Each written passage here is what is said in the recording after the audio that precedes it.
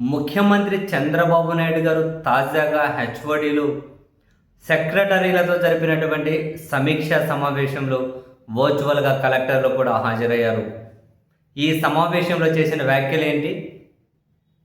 మీ పనితీరు బాగోలేదు, కేంద్రం నుంచి తీసుకొచ్చే నిధులను కూడా ఖర్చు పెట్టుకోలేక మురిగిపోతూ ఉన్నాయి, ఎక్కడే కూడా మీరు బేషుగ్గా పని చేయడం లేదు, కొందరు కలెక్టర్లు అయితే డేటాను కూడా అప్డేట్ చేయడం లేదు, ఇంకా మీకు నేను పోస్టింగ్లు కూడా ఇవ్వను, కొన్ని రోజులు పక్కన పెట్టేస్తాను, వృద్ధి రేటు అయితే ఈ సంవత్సరం ఇంకా పడిపోతుంది. స్వయాన ముఖ్యమంత్రి చంద్రబాబు నాయుడు గారు చేసినటువంటి వ్యాఖ్యలు ఇవి చూడగానే టక్క నాకు ఏం గుర్తొచ్చింది? ఎవరికైనా ఏం గుర్తొస్తుంది? పదే పదే చంద్రబాబు నాయుడు గారు సీరియస్గా కూర్చొని జగన్ హయాంలో వ్యవస్థలన్నీ ధ్వంసమైపోయాయి, మొత్తం వ్యవస్థలను నాశనం చేసేసాడు, ఇప్పటికిప్పుడు వన్ బై వన్ మేము గాడిలో పెడుతూ ఉన్నాం అని చెప్పి చాలా సీరియస్గా చెబుతూ ఉంటారు. ఇంకా వాళ్ళ పత్రికలు, టీవీ ఛానళ్ళు అయితే దాన్ని ఇంకా అంతకు మించి సీరియస్గా దాన్ని ప్రొజెక్ట్ చేస్తూ ఉంటాయి. జగన్మోహన్ రెడ్డి గారి హయాంలో ఏ వ్యవస్థలు నాశనం అయిపోయాయి, చంద్రబాబు నాయుడు గారి హయాంలో ఏ వ్యవస్థ గాడిన పడుతుంది అన్నదానికి ఒక్కటి సమాధానం చెప్పండి. పోలీసుల పనితీరు దేశంలోనే చిట్ట చివరి ర్యాంక్ ఆంధ్రప్రదేశ్కి. ఏది గాడిలో పడింది? జగన్ పీరియడ్లో పోలీసులకు ర్యాంకు చిట్ట చివరి ర్యాంక్ వచ్చిందా? పోలీసులకు అవార్డులు, రివార్డులు ఎన్ని వచ్చాయి అప్పుడు? ఇప్పుడు చిట్ట చివరి ర్యాంకు. ఏది గాడిన పడింది? జగన్ విపరీతంగా అప్పులు చేస్తూ ఉన్నాడు. రాష్ట్రం శ్రీలంక, వెనుజులా ఆర్థిక విధ్వంసం. అసలు ఇంకా ఆంధ్రప్రదేశ్లో ఆర్థిక ఎమర్జెన్సీ విధించండి అని చెప్పి లేఖలు రాశారు మేస్టారు. సీన్ కట్ చేస్తే ఆయన 5 ఏళ్లలో చేసిన అప్పు వీళ్ళు 1.5 సంవత్సరం తిరక్కముందేనే చేసేశారని చెప్పి సాక్ష్యాలతో సహా కళ్ళ ముందు కనిపిస్తూ ఉన్నాయి. ఏది గాడిలో పెట్టింది? ఏది వీళ్ళు సృష్టించిన సంపద? కేంద్రం నుంచి రావాల్సిన గ్రాంట్లు పెరిగాయా, తగ్గాయా? తగ్గిపోయాయి. జిఎస్టీ వసూల శాతం పెరిగిందా, తగ్గిందా? తగ్గింది. ఇంకా శాంతి భద్రత అసలు ఆశ్చర్యం అనిపిస్తుంది. జగన్ ఉన్నప్పుడైతే ఎక్కడైనా చీమ చిటుక్కుమంటే మహిళల మీద దాడులు, అరాచకం అని చెప్పి మొత్తుకునే వాళ్ళు. సీన్ కట్ చేస్తే అవి ఇప్పుడు మాట్లాడుకోవడానికైనా పేపర్లలో స్పేస్ లేని జరుగుతున్నాయి. ఏడ చూసినవే జరుగుతూ ఉన్నాయి. మాట్లాడుకోవడానికి కూడా ఇంకా స్పేస్ దొరకట్లే. అవన్నీ మామూలు అయిపోయినాయిలే అనుకొని. ఇంకా జగన్ ఉన్నప్పుడు కులాల మధ్య చిచ్చు పెడుతున్నాడు. ఎక్కడ పెట్టారో తెలియదు. ఇప్పుడు తాజాగా పిఠాపురంలో ఒక స్కూల్లో విద్యార్థులను కులం పేరుతో తిడుతున్నారు అని చెప్పి వాళ్ళ తల్లిదండ్రులు కూడా అక్కడికి వెళ్ళి నిరసనలు కూర్చున్నారు. స్కూల్ ముందు నిరసనలు కూర్చుని ఆయన డీసీఎం అంటాడు, చిన్న ఇష్యూస్ రాజకీయం చేస్తారా, ఒక్కొక్కరి సంగతి తేలుద్దా, చిన్న ఇష్యూస్ అన్ని పట్టించుకుంటారా, ఏదో విద్యార్థులు ఏదో చెరవ మాట అనుకున్నారని చెప్పి టీచర్లే అన్నారు, టీచర్లే వేధిస్తున్నారని తల్లిదండ్రులే వచ్చి అక్కడ ధర్నా చేశారు. వైసీపీ చిచ్చు పెడుతుంది, జగన్ చిచ్చు పెడుతున్నాడు, చిన్న విషయాలు ఏంది పట్టించుకునేది?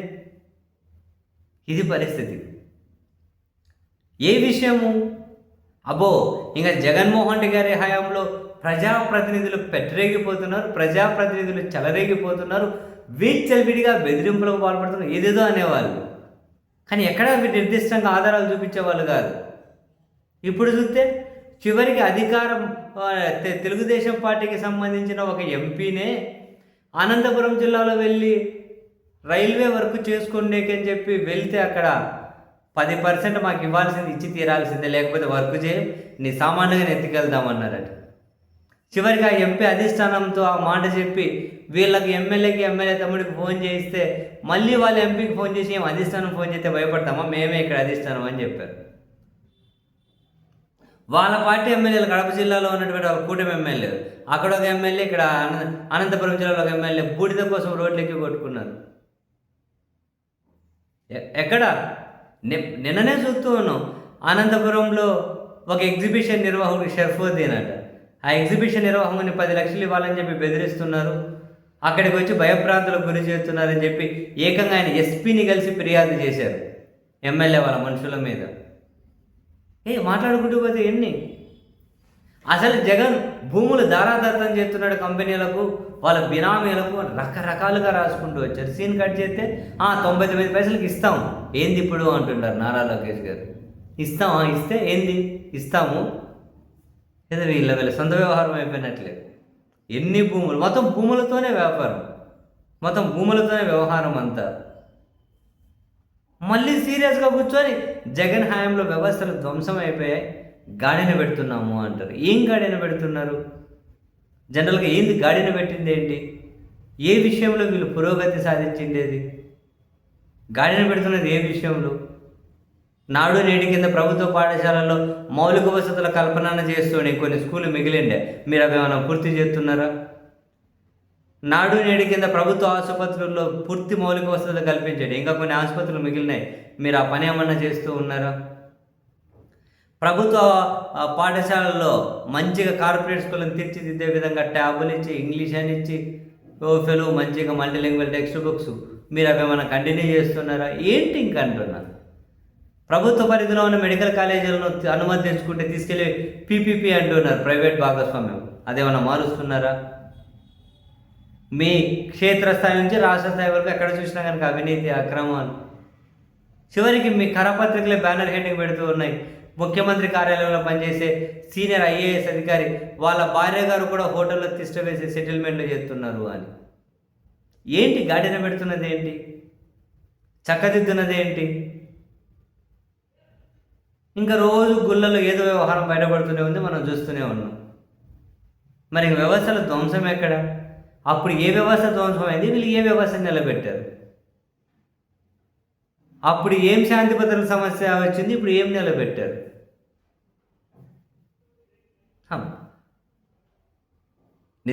నిజాయితీగా మాట్లాడుకోవాలి కదా ఎప్పుడైనా. ప్రతిసారి కూడా ఊహాజనితమైన మాటలు, ప్రతిసారి ఏదో జనరలైజ్ చేసి మాట్లాడేయడం కాదు కదా. ఇష్యూ బేస్డ్ ఖచ్చితంగా కావాలి కదా. ఎక్కడ పోనీ అంతకుముందు ఎవరో ఒకరిద్దరు మాత్రులు ఘాటుగా మాట్లాడితే బూత్ ప్రభుత్వం, బూతు బూతు బూత్ అనేవాళ్ళు. ఇప్పుడు వీళ్ళు మాట్లాడుతలేరా? కీలకమైన నేతలందరూ నోరు తెరిస్తే ఏం పీకుతారా? ఏం పీకినావు, ఏం పీకుతావు, తంతాం, మక్కెలు ఇరుగుతాయి. ఇప్పుడుగా నవ్వే. అప్పుడు కొందరు మంత్రులు మాట్లాడే వాళ్ళేమో, ఇప్పుడు ఇంకా అత్యంత కీలక స్థానాలు ఉన్నారు కానీ ఇంకా పీకుతావా, పీకినావా, పీకుడు, అరే ఏం చేస్తావు, మక్కెలు ఎరుగుతావు, కాలు ఎరగొడతావు. మరి ఇంకా వీళ్ళు ఏ వ్యవస్థను మార్చారో తెలియాలి. దేనిగా అది జగనే జగనే జగనే జగనే కారణం. ఇప్పుడు వీళ్ళు 20 నెలలు అవుతుంది అధికారంలోకి వచ్చి, ఇప్పుడు వీళ్ళ వైఫల్యాన్ని కూడా మొత్తం జగనే చేశాడు. ఎందుకని మీ వైఫల్యం అంటే పోయి జగన్ రెడ్డికి అంతా జగనే చేశాడు. మనం చెయ్యింది కూడా చేసినట్లు చెప్పుకోవడం, అది అంత కాన్ఫిడెంట్గా, బహుశా it's an add master, definitely it's an art, అందరికీ ఖచ్చితంగా పాసిబుల్ కాదేమో.